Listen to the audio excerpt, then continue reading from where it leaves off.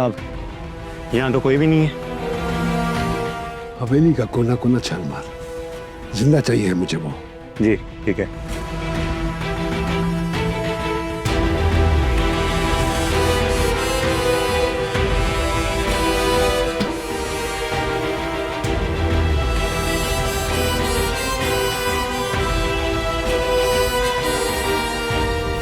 किसी सयाने ने ठीक कहा था कि दोज़ख में आग नहीं है, सब अपने अपने हिस्से की आग अपने साथ लेकर जाएंगे, जिसके बाद दोज़ख आबाद होगी। मुझे मेरे हिस्से की दोज़ख इस वाक़े के बाद इसी हवेली से मिली। नवाब दिलावेज। मैं नौकर का बेटा था, मगर नवाब के साथ रह रहकर उसे अपना पेशवा मानता था। मेरे लिए तब सही और गलत वो था जो नवाब कहता था। कारोबार, ताकत, जहानत, हर पैमाने पर मैं नवाब की औलाद से एक कदम आगे था। ये बात नवाब की औलाद को हमेशा खटकती थी, पर शायद आहिस्ता आहिस्ता नवाब को भी खटकने लगी। नवाब से ज्यादा सिर्फ एक औरत मेरी जिंदगी में अहमियत रखती थी, मेरी माँ। मैं नवाब का गुलाम और मेरी माँ कनीज। मैं अपनी औकात कभी नहीं भूला था, मगर नवाब मुझे मेरी औकात याद दिलाना चाहता था।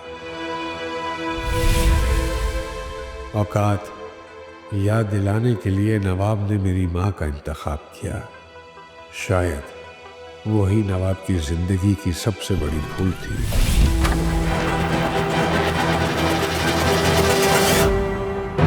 उस दिन के बाद मैंने हर दिन नवाब को उसकी औकात याद दिलाई।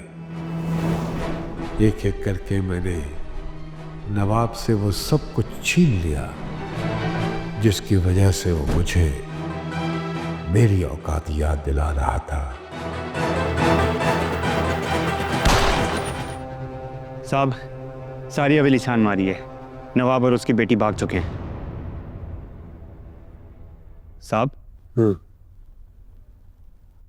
सारी हवेली छान मारी है, दोनों भाग चुके हैं।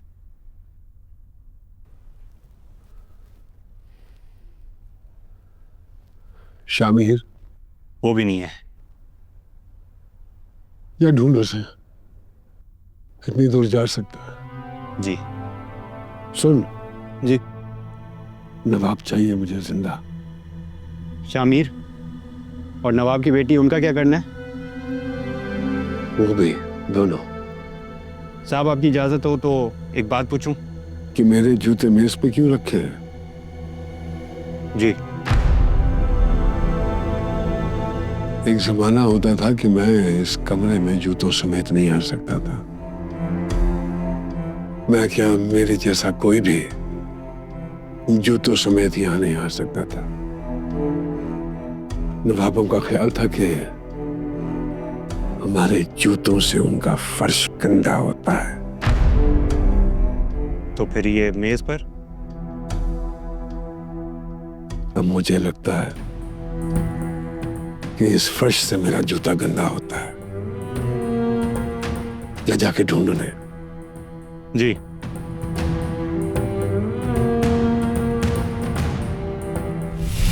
तुम खुद रास्ते से हटोगे या मैं तुम्हें रास्ते से हटाऊं?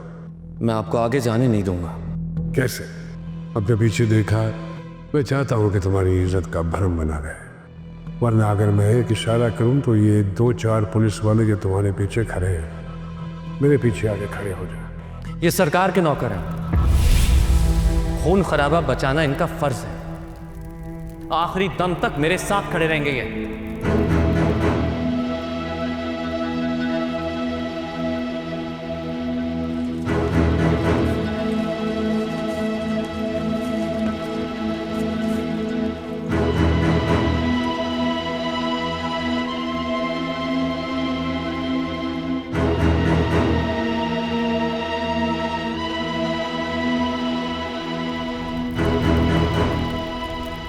अच्छा होता तुम्हारी इज्जत का भरम बना रह जाता।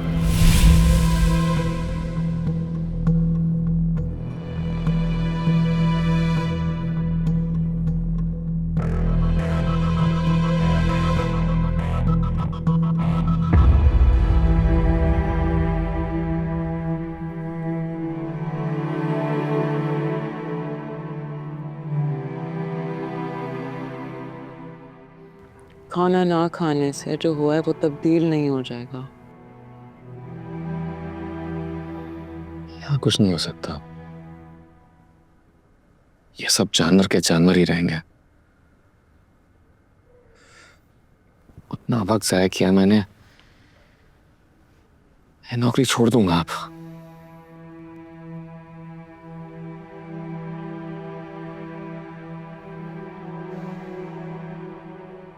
तुम जो फैसला करोगे मैं तुम्हारे साथ हूँ। तुम क्या कर रहे हो? हमें दुनिया पर छोड़ना है और उसके सिवा कोई और जगह है नहीं हमारे पास। तुम्हारा बाप तुम्हारे खून का प्यासा है, अपने साथ मुझे भी मौत के घाट उतारना चाहते हो। इससे बदतर भी कोई मौत का घाट होगा? यही मौत का घाट है और हम इससे बाहर जाना चाहते हैं। नौरोज आतम के आदमी हर जगह मौजूद हैं। तुम दोनों का यहाँ से निकलना नामुमकिन है। मेरा मशवरा है अपने बाप के सामने पेश हो जाओ। मैंने सब करके देख लिया। यहाँ कानून भी वही है, अदालत भी वही है और जल्लाद भी वही है। मैं तुम्हारे लिए कुछ नहीं कर सकता। आप इनकी मदद करना चाहें ना चाहें वो आपका फैसला है, लेकिन मैं आपको ये याद दिलाना चाहूँगी इन्होंने हमें हमारा बेटा वापस ला के दिया था। आज अगर अभियान जिंदा है तो उनकी वजह से। बाकी जो आपको मुनासिब लगे आप वो करें।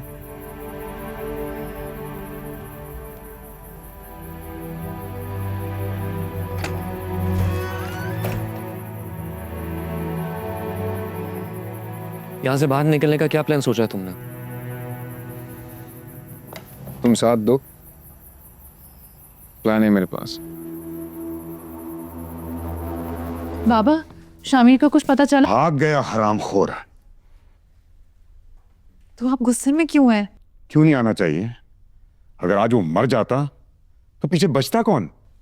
बाबा, मैं मोहब्बत करती हूँ उससे। आंख बंद करके मोहब्बत नहीं होती।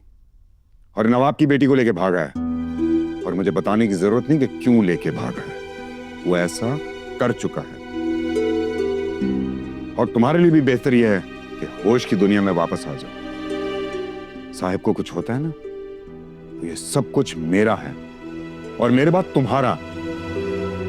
अगर नवाब की बेटी दुनियापुर पे राज कर सकती है तो मेरी बेटी भी कर सकती है।